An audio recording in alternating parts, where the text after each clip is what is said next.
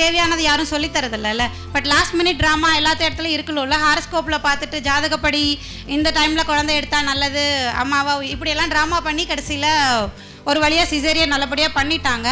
But பண்ணினதுக்கு அப்புறம் தான் எனக்கு ரொம்ப உரைச்சிது. நம்ம சாமி கும்பிட்றோம், போகிறப்ப வேற பிள்ளையார்கிட்ட வேண்டிட்டு போயிருந்தேன். நான் எனக்கு நார்மல் டெலிவரி ஆச்சுன்னா வந்து 108 தேங்காய் உடைக்கிறேன்லாம் போனேன். இதெல்லாம் வேண்டியிருந்தோம், பட் எதுவும் நடக்கலை. அப்போ நிஜமாக கடவுள் இருக்காரா இல்லையான்ற டவுட்டெல்லாம் கொஞ்சம் வர ஆரம்பிச்சிருச்சு. மேபி நான் தான் தப்பு பண்ணியிருக்கேன், மற்றவங்க பேச்சு கேட்டிருக்கேன் இல்லையா.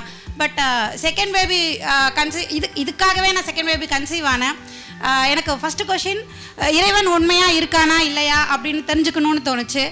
அப்படி ஒரு மருத்துவரோட உதவியோடு தான் நம்ம குழந்தை பெற்றுக்கணும் அப்படின்னா எனக்கு அந்த தாய்மையும் வேண்டாம், மருத்துவமும் வேணாம், குழந்தையும் வேணான்ற எண்ணத்தில் இருந்தேன்னா. நம்ம டெய்லி மோஷன் போகிற மாதிரி, யூரின் போகிற மாதிரி ஒரு இயல்பான விஷயம் தானே.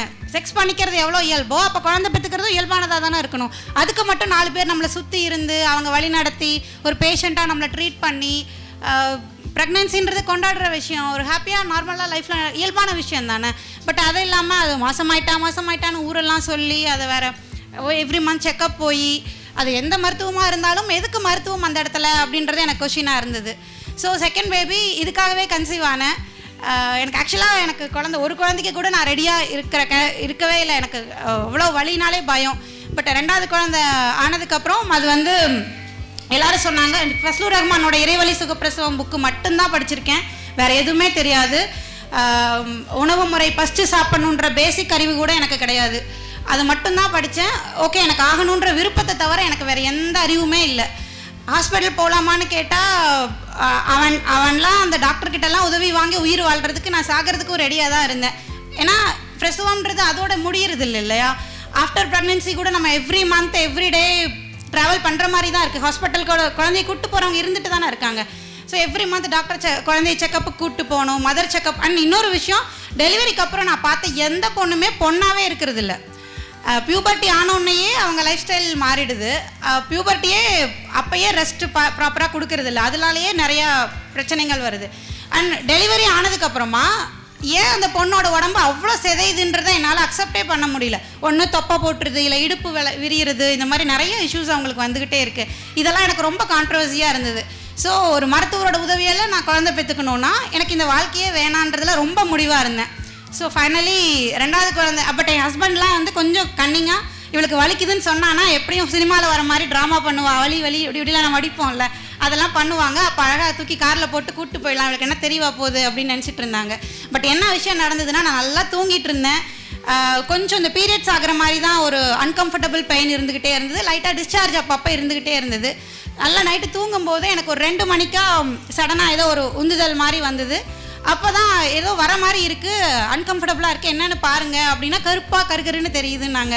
ஆனால் இதுதான் புக்கில் படித்தோமே, இதுதான் முடியாக இருக்கும் பாரு நல்லா அப்படின்னா அப்புறமா தான் தெரிஞ்சுது அதுதான் முடி வருது அப்படின்னு சொல்லிட்டு.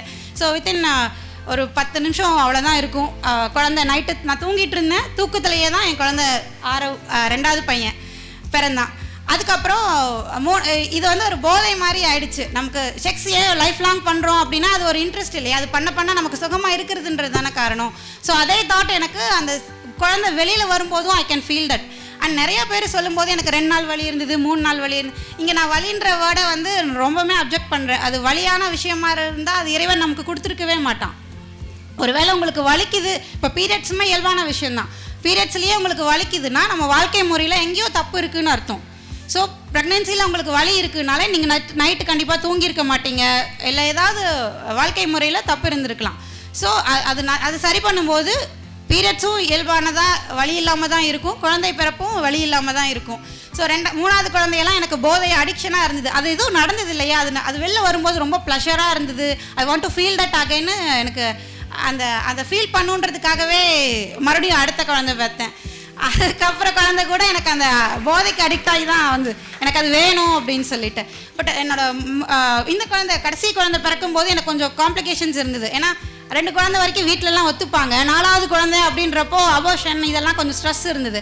ஸோ ஒரு ஸ்ட்ரெஸ்ஸாக ஒரு ப்ரெக்னென்சி லேடிக்கு கொடுக்கும்போது அது ப்ரெக்னென்சியில் எவ்வளோ காம்ப்ளிகேஷன்ஸை கொடுக்குன்றதையும் நான் அதை ஃபேஸ் பண்ணேன்.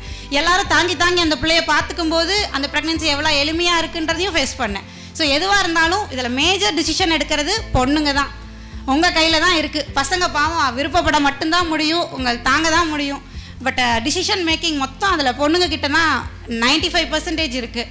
ஸோ நீங்கள் தான் எல்லாம் ஸ்ட்ராங்காக இருக்கணும். அண்ட் அனதர் திங், நான் வந்து ஹைதராபாத்தில் இருக்கனால அங்கெல்லாம் கிளாஸஸ் எடுப்பேன், அக்குபஞ்சர் கிளாஸ் எடுப்பேன். இந்த மாதிரி டெலிவரி பற்றி யார் வந்தால் சொல்லுவேன், வீட்டில் பிறக்கிறது இதெல்லாம் இயல்பான விஷயம் அப்படின்லாம் சொல்கிறப்போ நார்த்தில் வேறு எங்கே போனாலும் நான் இது ஈஸியாக பேசிடுவேன். எதுக்குங்க குழந்தை பெற்றுக்கிறதுக்கு ஹாஸ்பிட்டல் போகிறீங்க, இது ஒரு சாதாரண விஷயம் தானே, இது ஏன் ட்ராமா பண்ணுறீங்க அப்படிலாம் ஈஸியாக கேட்பேன்.